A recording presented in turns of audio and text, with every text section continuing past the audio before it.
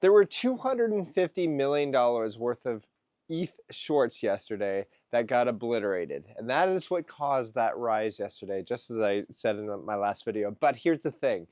This is what you want to see, okay? You also want to see Bitcoin kind of lagging Ethereum. As my tweet said today, altcoin season always starts when Bitcoin kind of chills back. Like yesterday, it was up only about 5%, and Ethereum was up over 15%. This is what you want to see, and especially when things are not like overly ecstatic, you know what I mean? So sentiment is still sort of low. There's not a lot of hype. This is how alt season begins. Now, here's the thing, guys. This is also bullish for Bitcoin.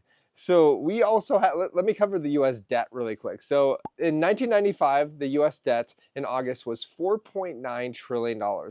Let's move on to 2015, 18.1 trillion. Now it's over 37 trillion. That number is going to keep going up, which means Bitcoin is just going to keep on going up over the long run. Yes, we're going to get their bear markets and bull markets, but the long-term trajectory is up, okay? So also, tariffs are doing wonders for Bitcoin because that's going to lead to a lot of different economic crises, okay? So you have tariffs right now that government says it's not inflationary, okay? So President Trump says there's no inflation. Obviously, even if Heidi said there was no inflation, I'd knock her upside the head in a nice way and say you're crazy. Okay, so she'd be lying.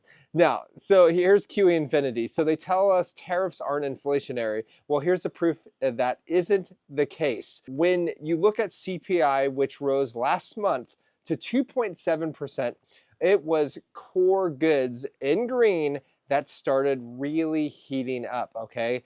What caused this? Tariffs. This used to be a deflationary segment. Check this chart out. As you can see, tariffs are incredibly inflationary, okay? Don't let anybody lie to you that and say is no, it's not inflationary. They're full of crap, okay? They couldn't be more full of crap, or they're completely uneducated. But if they're working for government, they're full of crap and probably a little bit uneducated as well. Sorry, I love picking on government officials. All right, so now also the US trade deficit hit a record $583 billion in 2025, Q1 2025, up 38% year over year. Real tariffs impact still unclear amid front running. So guys, this is going to rise and rise and rise. The trade deficit is going to explode higher, okay? You haven't seen anything yet. We also have Jackson Hole paper saying the US debt could hit 250% of GDP, similar to Japan, right? So now, do you think it's going to hit that? Please say yes. It's guaranteed going to happen, okay? Like I said before, you haven't seen anything yet. The reason why I keep saying this, like kind of show you what's happening outside of the world of like the little small bubble called crypto, is because you need to understand why we hold Bitcoin, guys. 21 million, that's it. It's a finite asset, okay? It's non-elastic, okay? That means they can't just print at will. They literally can't print at will. You have to mine that, and mining also has the law of diminishing returns after the halving cycle, okay? So guys, that's why Bitcoin is so important. It's going to save your butt, save your family's butts as well from this crap that this administration, the prior administration, and the prior administrations before that, all the way to you were born and before that, 1913 it started when the Federal Reserve was created. This is what you need to protect yourself from, because all these politicians, these high-end politicians, they're all puppets. I know you may think, oh yeah, this politician's like really great and he's going to save everybody. That is fairy tale stuff, you know? If you really believe that, then you probably believe in the Tooth Fairy and Santa Claus, okay? So it's not going to happen. Now, we also have QE Infinity. I love this guy. This guy's great on Twitter. I never thought we would see a tech bubble larger than the one we saw back in the year 2000, yet here we are. Check this chart out.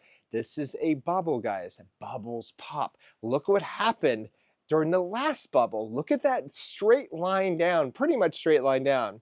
That is why we take profits people. This is why we take profits and why it's so important. This is why at learningcrypto.com, I share why I'm taking profits, and I'm going to share when I'm going to buy the crap out of the next bear market, because when it comes, we're going to really enjoy ourselves, while the rest of the people that thought this is going to be up only season forever and ever and ever, they're going to lose their butts. Okay, this is why very few people make money in crypto, but my followers, we make money. Take that to the bank. Okay, now we also have Eric Trump predicting Bitcoin will surpass $175,000 this year and calls himself a Bitcoin maxi. So $175,000, that's not out of reach. This is in my opinion, this is the final phase of the bull market. So yeah, the more mature a bull market is, the steeper the price incline is, okay? That's just how bull markets work. You have that parabolic phase where everybody's like, everybody and their mother, and the Uber driver, they're all like telling you about Bitcoin. CNBC has all their experts on which coin should I buy, blah, blah, blah. That is when you need to like start really scaling out, especially when it's like every day. This is what happened last bull market. Man, I'm like, these are top signals here. Now Eric Trump also calls himself a Bitcoin maxi. I disagree with that, because I wrote underneath that, even though he helps run his father's World Liberty Financial Fund, whose holdings are almost all ERC20 tokens. Shoot back under this, he's one of my followers, says, even their Bitcoin holdings are wrapped Bitcoin. Exactly. So don't follow these, don't listen to these guys, please. I'm more for the free market. I'm more for Bitcoin, politicians can't have any say of Bitcoin. So the moral of the story is, don't pay too much attention of what politicians say about crypto. Even though they're invited to their Bitcoin conferences and all this stuff, they really have nothing intelligent to say. Keep in mind, there's people who've been in this space for much longer than these people have even heard of Bitcoin. Listen to these guys. There's Andreas Antonopoulos. You have greater people like Trace Mayer, who he doesn't show his face much anymore, but he's got some great videos on YouTube. The list goes on and on and on. Eric Voorhees, he's a fantastic guy, right? People that are builders, that are trendsetters in this space. And not just trendsetters, but like they're paving the road for us, like for freedom. These are the people that you need to start listening to instead of these stupid politicians. My gosh, block them out. Anyways, talk to you soon. Bye.